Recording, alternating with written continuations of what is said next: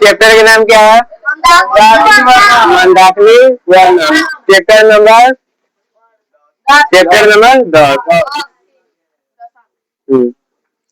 यह पाठ वाल्मीकि रामायण से लिया गया है, मतलब रामायण से लिया गया है। यह पाठ कहाँ से लिया गया है? रामायण से। रामायण कौन लिखा है? वाल्मीकि।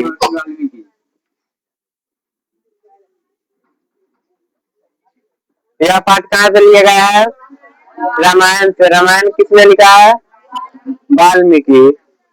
रामायण के अयोध्या कांड से लिया गया है। रामायण के कहाँ से लिया गया है? अयोध्या कांड से। रामायण के अयोध्या कांड सर्ग 95। सर्ग 95 हो गया। देखो अब आगे बोल रहा है, जब राम जी वनवास काट रहे थे, कितना साल का वनवास था? वनवास करने कौन कौन गया था? राम, लक्ष्मण और सीता। ये तो पता है। राम, सीता, लक्ष्मण, 3 लोग वनवास गए थे। किस लिए गए थे? वनवास के लिए। हाँ, तो वनवास क्यों गए थे? क्योंकि वो अपने पिता के वचन को पूरा करने गए थे। राम जी के पिता कौन था? दशरथ। राजा दशरथ। देखो जब वनवास में थे तो वो एक जगह पर घूमने गए थे। वनवास में गए थे चित्रकूट पर्वत के पास। कहाँ गए थे? चित्रकूट पर्वत के पास। और चित्रकूट पर्वत के साथ घूमने गए थे कौन कौन? राम, सीता, लक्ष्मण। वहीं पर चित्रकूट पर्वत के पास में एक नदी बहती है। चित्रकूट पर्वत के पास एक नदी बहती है, नाम क्या है? मंदाकिनी। मंदाकिनी।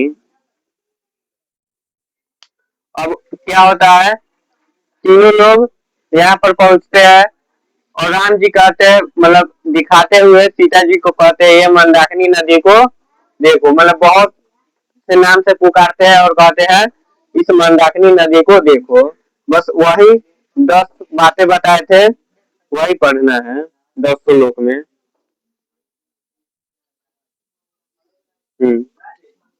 यह नदी के कैसी है? प्राकृतिक है। नदी क्या है? प्राकृतिक। बहुत सुंदर है, ठीक है ना? प्राकृतिक है और सुंदर है। इसे क्या कहते हैं? अयोध्या, मतलब अयोध्या नगर है, उससे भी खूबसूरत कौन है? मंदाकिनी। अयोध्या नगर से भी अधिक खूबसूरत कौन है? मंदाकिनी नदी। देखो इस सब का वर्णन करता है कालिदास नामक एक कवि। इस सब का वर्णन कौन करता है? कालिदास। कालिदास। कालिदास क्या है?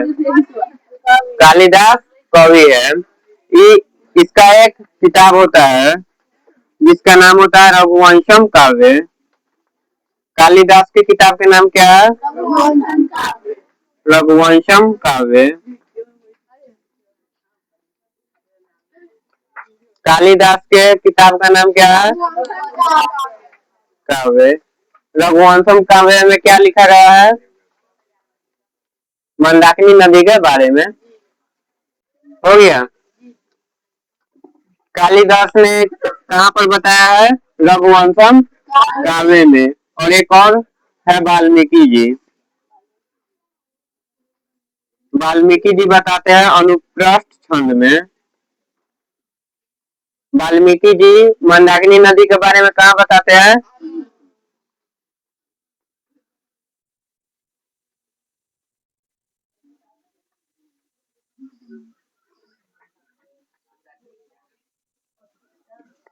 छंद, अनुष्टुप छंद।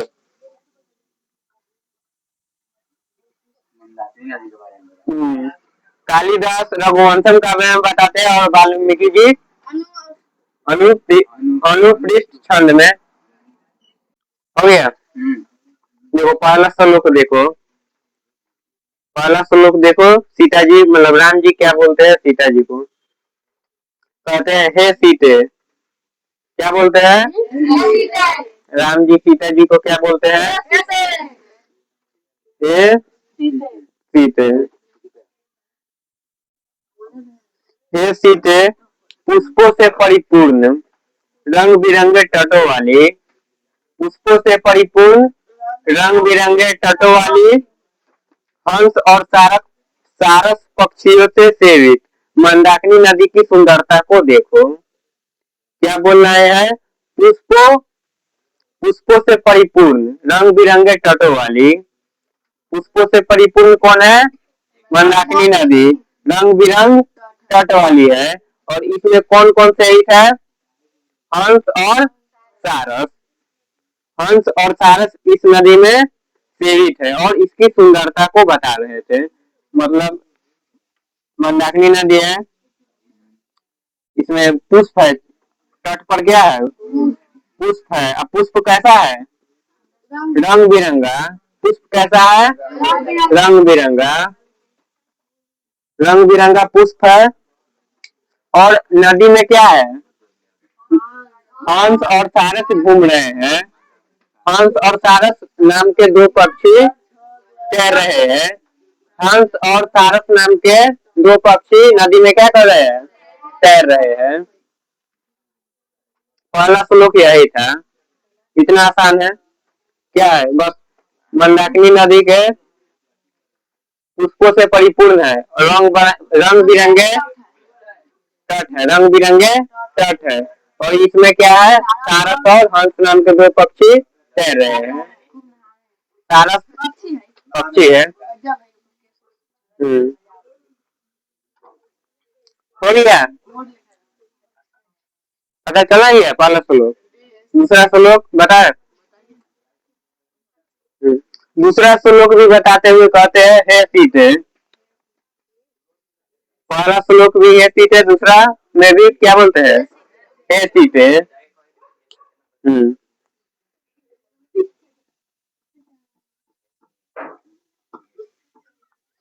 नदी के किनारे पर अनेक प्रकार के उगे पुष्प, क्या है, नदी के किनारे पर क्या है, अनेक प्रकार के, नदी के किनारे पर अनेक प्रकार के उगे पुष्प, मतलब बहुत प्रकार के फूल है, नदी के किनारे पर क्या है, बहुत प्रकार के फूल है, और फलों के वृक्षों से सुशोभित हो रहा है, मतलब फूल का भी है और फल का भी वृक्ष है, फल का भी वृक्ष है, फल का भी वृक्ष है। अच्छा कहा गया। दूसरा श्लोक में क्या बताया गया था, नदी के किनारे पर अनेक प्रकार के फूल है और अनेक प्रकार के फल के वृक्ष है, फलों के वृक्ष से सुशोभित हो रहा है, और यह कुबेर के जैसा मंदाकिनी नदी को देखो, मतलब कुबेर की जैसा दिखाई दे रहा है। मंदाकिनी नदी किसके जैसा दिखाई दे रहा है, कुबेर के जैसा। कुबेर यानी होता है धन संपत्ति का देवता, कुबेर क्या होता है, का देवता। मंदाकिनी नदी कैसे कैसी दिखाई दे रही है, कुबेर के जैसा। मंदाकिनी नदी कैसे दिखाई दे रही है, पीछे सीधा खड़ा बैठो, सीधा बैठो, कौन है बीच में, सीधा बैठो, सीधा बैठेगा, पीछे।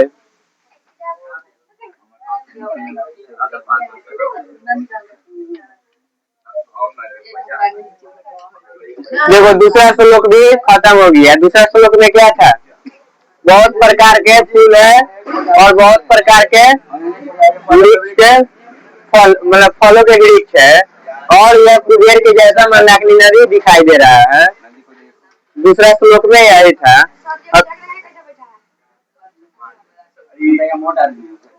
अब तीसरा श्लोक देखो, तीसरा श्लोक, तीसरा श्लोक में भी कहते हैं हे सीते, क्या बोलते हैं, हे सीते, इस समय पशु समूह द्वारा पिए गए गंदे जल मन को मोहित करने वाले मुझ में प्यार का संचार कर रहे हैं। यानी क्या बोलते हैं, मंदाकिनी नदी है, क्या है, मंदाकिनी नदी है, और इस सब पशुओं का समूह क्या करता है, पी रहा है और इसको गंदा कर रहा है। पशुओं का समूह क्या कर रहा है, मंदाकिनी नदी को पी रहा है, तो क्या हो रहा है, मंदाकिनी नदी गंदी हो रही है, फिर भी यह मेरे मन को मोहित कर रहा है। राम जी क्या बोलते हैं, क्या बोलते हैं, हे सीते, पशुओं के समूह द्वारा पिए गए पानी, मतलब पी रहे हैं, फिर भी इस नदी का जल मेरे मन को मोहित कर रहा है और मुझ में प्यार का संचार कर रहा है। यही बोलते हैं चौथा श्लोक में। तीसरा श्लोक में, तीसरा श्लोक क्या बोलते हैं राम जी, बोलो, कोई बोलो, बोलो क्या बोलते हैं, हे सीते, पशुओं द्वारा पिए गए जल, फिर भी यह मंदाकिनी नदी के पानी, मतलब इस मंदाकिनी नदी का जल मेरे मन को मोहित कर रहा है और मुझ में प्यार का संचार कर रहा है। हो गया तीसरा श्लोक।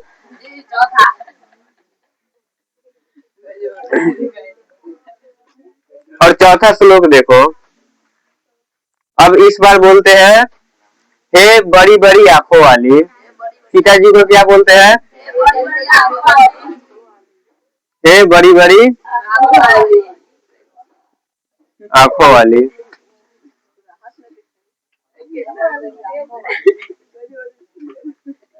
हे बड़ी बड़ी आंखों वाली। चौथा में क्या बोलते हैं, आंखों वाली, बोलते हैं हे बड़ी बड़ी आंखों वाले, ये अत्यंत प्रशंसनीय व्रत वाले ऋषिगण जिन्होंने अपनी भुजा को ऊपर किया है, नियमानुकूल सूर्योपासन कर रहे हैं। मतलब ये अत्यंत प्रशंसनीय व्रत, मतलब ऋषिगण क्या करते हैं, बहुत प्रशंसनीय व्रत करते हैं। ऋषिगण बहुत दिन तक क्या करते हैं, व्रत करते हैं, बहुत दिनों तक तपस्या, ठीक है ना। ऋषिगण क्या करते हैं, व्रत करते हैं और तपस्या वही होता है। ऋषि गण क्या करते हैं, बहुत दिनों तक व्रत करते हैं, जो बहुत ही प्रशंसनीय है, मतलब बहुत ही प्रसन्न होने जैसा है, ठीक है ना। और बोलते हैं ऋषिगण जिन्होंने अपनी भुजा को ऊपर किया है और सूर्योपासन कर रहे हैं, मतलब नदी में गए हुए हैं और नदी में क्या किए, भुजा को ऊपर किए है, भुजा यानी हाथ को, हाथ को ऐसे ऊपर किए है और सूर्योपासन कर रहे हैं। सूर्योपासन कैसे किया जाता है, ऐसे एक पैर को दूसरे पैर के ऊपर और ऐसे करके सूर्य नमस्कार किया जाता है। ऐसे कहा गया, सूर्योपासन करता है, सूर्य नमस्कार चौथा बोलता है। क्या बोलते हैं चौथा में, हे बड़ी बड़ी आंखों वाली ऋषिगण, ऋषिगण का व्रत बहुत ही प्रशंसनीय है, ऋषिगण का व्रत बहुत ही प्रशंसनीय है और ये अपनी भुजा को ऊपर करके क्या करते हैं, सूर्योपासन करते हैं, अपनी भुजा को ऊपर करके सूर्योपासन करते हैं। ओहो, एक श्लोक छूट गया है बीच में, चौथा श्लोक की जगह पर ये क्या हो गया, पांचवा श्लोक, चौथा श्लोक बीच में छूट गया। देखो चौथा श्लोक क्या है, चौथा श्लोक देखो क्या है, देख रहा है, बोलते हैं हे प्रिय सीते, क्या बोलते हैं, हे प्रिय सीते। चौथा में क्या बोलते हैं, हे प्रिय सीते, क्या बोलते हैं, हे प्रिय सीते।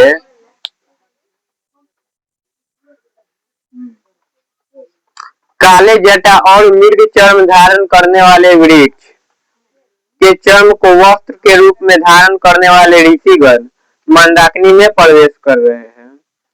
मतलब वृक्ष के चर्म क्या होता है पता है? जैसे वृक्ष है, इसमें जो ऊपर जो छाल होता है, मतलब देखो ना ये आम के वृक्ष है, इसमें ऊपर ऊपर क्या होगा, छाल होगा, मतलब उसको थोड़ा मारेगा तो हट जाएगा, थोड़ा धैर्य रहता है, ठीक है ना। तो वो सब क्या हो गया, चर्म हो गया उसका। और वे चर्म का वस्त्र कौन बनाए है? ऋषिगण क्या बनाया है? चर्म का वस्त्र। वस्त्र यानी क्या होता है? कपड़ा। चर्म का वस्त्र कौन बनाया है? ऋषिगण बनाया है। और वही वस्त्र पहन कर कहाँ प्रवेश कर रहे हैं? मंदाकिनी नदी में प्रवेश कर रहे हैं। वृक्ष के चर्म धारण करते हुए ऋषिगण कहाँ प्रवेश कर रहे हैं? मंदाकिनी नदी में। मतलब वह क्या हो रहा है, वृक्ष के चर्म का मतलब चर्म धारण किया हुआ मंदाकिनी नदी में ऋषिगण प्रवेश। काले और मृग चर्म धारण करने वाले काले जटा, मतलब ऋषिगण के क्या होता है? काला काला जटा होता है, काला काला जटा। और मृग चर्म धारण करने वाले, और क्या करते हैं? मृग चर्म धारण करते हैं, यानी वृक्ष के चर्म को वस्त्र के रूप में धारण करते हैं।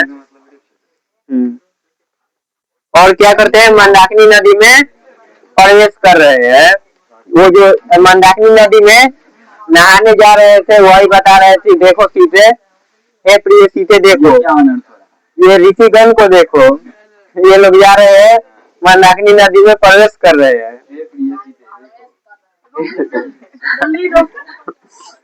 पिताजी बना दिया। छठा श्लोक, देखो छठा श्लोक। छठा श्लोक में बोलते हैं, वही बोलते हैं,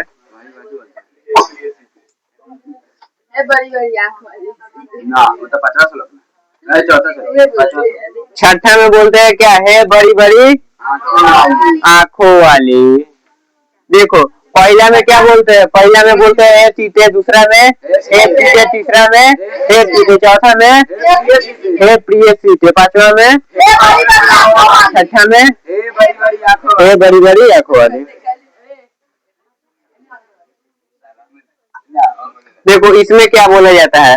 नदी के दोनों ओर पुष्प पत्रादि हवा के द्वारा चोटियों को उड़ाते हुए पर्वत नृत्य करते हुए प्रतीत हो रहा है। मतलब नदी के दोनों ओर क्या है? नदी के दोनों ओर क्या है? वृक्ष है, पुष्प है, और हवा क्या कर रहा है? उसको उदिया दे रहा है। हाँ, क्या कर रहा है? हवा उदिया दे रहा है। उदिया दे रहा है तो क्या फील हो रहा है? कि पर्वत नाच रहा है। क्या फील होता है? पर्वत, कौन पर्वत है? चित्रकूट पर्वत, ठीक है। मतलब नदी के इस साइड भी क्या होता है? पर्वत होता है, इस साइड भी पर्वत होता है। पर्वत पर क्या होता है? फूल होता है और पेड़ होता है। पर्वत पर क्या रहता है? फूल और पेड़। और जब हवा आता है तो क्या होता है? मतलब लगता है कि पर्वत नृत्य कर रहा है, मतलब नाच रहा है, डांस कर रहा है।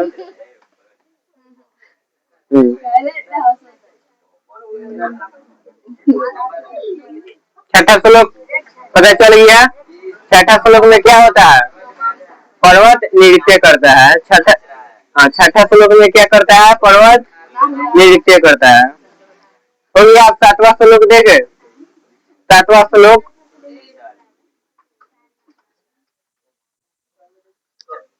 सातवां श्लोक में बोलते हैं बड़ी बड़ी आंखों वाले। सातवां में क्या बोलते हैं? हे बड़ी बड़ी आंखों वाले। कहीं मणि समान जल वाली, कहीं तालाब सदृश और कहीं सिद्ध ऋषि मुनियों से भरे हुए मंदाकिनी नदी को देखो। कहीं मणि समान जल वाली, कहीं तालाब सदृश और कहीं सिद्धि ऋषि मुनियों से भरे हुए मंदाकिनी नदी को देखो। देखो किस श्लोक में थे? सातवां।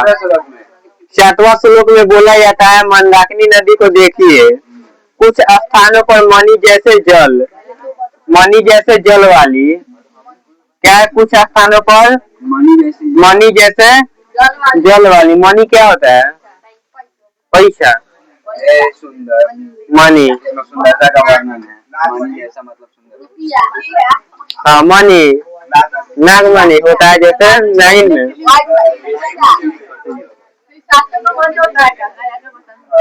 देखो क्या होता है, कुछ स्थानों पर मणि जैसे जल वाली है। क्या है कुछ स्थानों पर?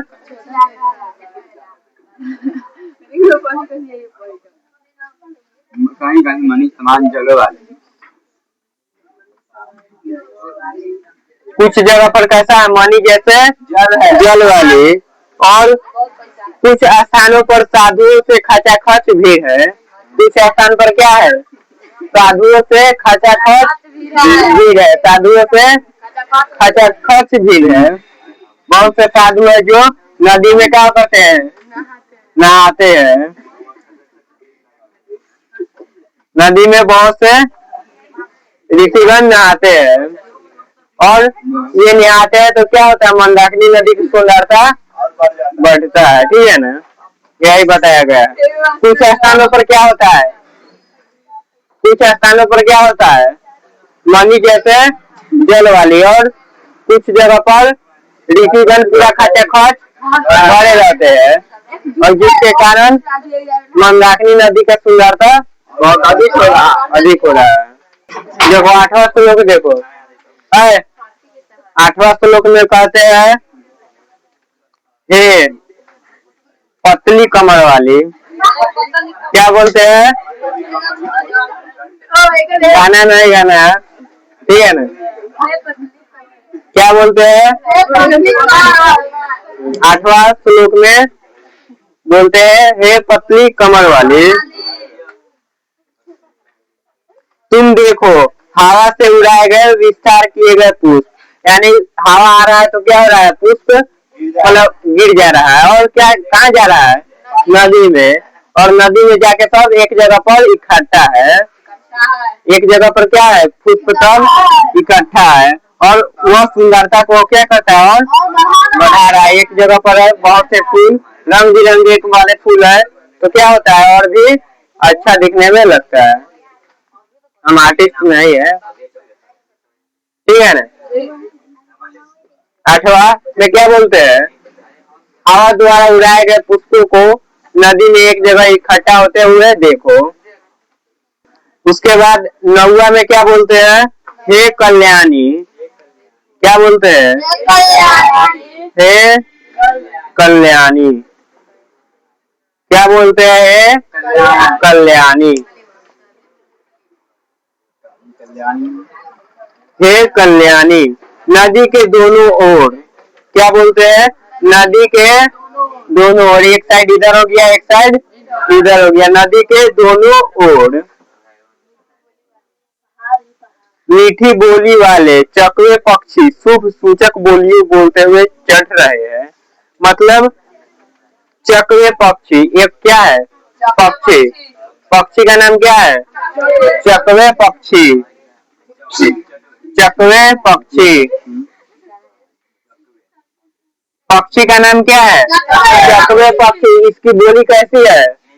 बहुत मीठी है। सुनने में सुनेगा तो बेहोश नहीं, मतलब बहुत अच्छा लगेगा। ठीक है ना। तुम लोग गाना सुनता है उससे भी अच्छा, अरिजीत सिंह के गाना से भी अच्छा होता है। चकवे पक्षी की बोली देखो। 9वां श्लोक में क्या होता है? एक पक्षी होती है, नाम क्या होता है? चकवे पक्षी। इसकी बोली कैसी होती है? बहुत मीठी होती है।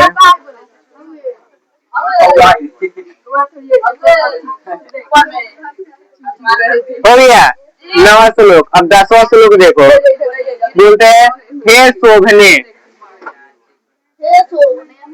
क्या बोलते हैं? हे शोभने। देखो सीता जी के इतना नाम रख दिए, राम जी क्या किए? सीता जी के इतना नाम रख दिए।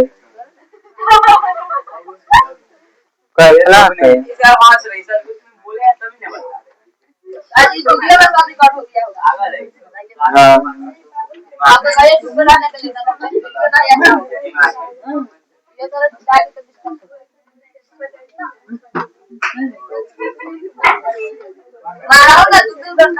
चित्रकूट की मंदाकिनी का जो दर्शन होता है नगर अयोध्या के दर्शन से भी अधिक अच्छा लग रहा है। क्या बताते हैं 10वां श्लोक में? चित्रकूट की मंदाकिनी कहाँ की मंदाकिनी है? चित्रकूट की मंदाकिनी। चित्रकूट की मंदाकिनी ना अयोध्या नगर है, इससे भी सुंदर दिखाई दे रहा है। 10वां श्लोक में क्या बोलते हैं? चित्रकूट की मंदाकिनी अयोध्या नगर से भी बहुत सुंदर दिखाई दे रही है। बस यही है, चैप्टर समाप्त हो गया।